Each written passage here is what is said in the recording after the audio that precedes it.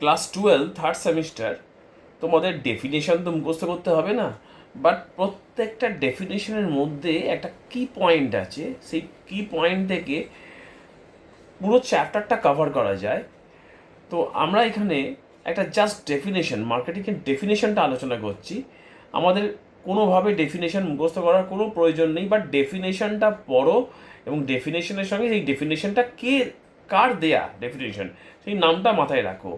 অনেক সময় ডেফিনেশনটা দিয়ে তোমার চারটে নাম বলে দিল, দিয়ে বললো এই ডেফিনেশনটা কোন অথরের। এই যে জায়গাটা কিন্তু খুব প্রবলেম হয়ে যায়, কারণ আমাদের ডেফিনেশন তো আমরা মুখস্থ করছি না। তাহলে আমরা ফার্স্ট আলোচনা করতে পারি ফিলিপস কোডলার, যাকে বলা হয় father of management, father of marketing management. তা তোমাদের এখানে একটা কোশ্চেন বেরিয়ে আসছে, Philip Kotler is the father of the marketing management. তো এই ফিলিপস কোডলারের যে ডেফিনেশনটা, সেটাকে আমি অ্যানালিসিস করেছি, ভেঙে কতগুলো ওয়ার্ড বার করেছি। এই জাস্ট ওয়ার্ডগুলো তোমাকে মাথায় রাখতে হবে। যেমন বলছে, marketing management is the number 1 social process, number 2 individual and group of 10।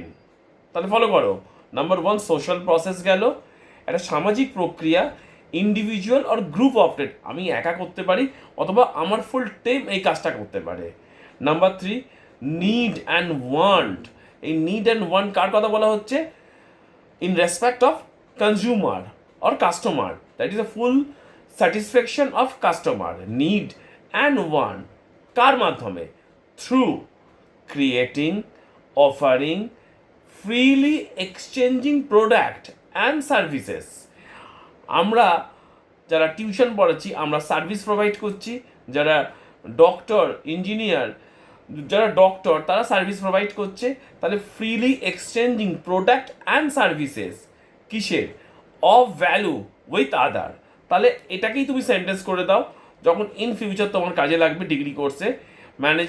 Marketing management is a social process, individual and group of 10, needs and want through কী হতে পারে ওখানে? Creating, offering and freely exchanging product and services of value with আদার।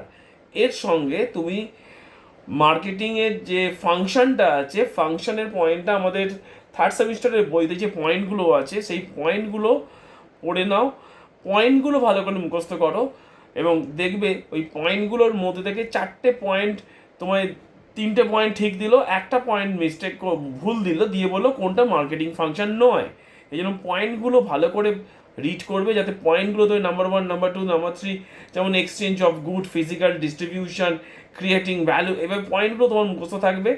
আর ভেতরটা 1 time read করে নাও, enough.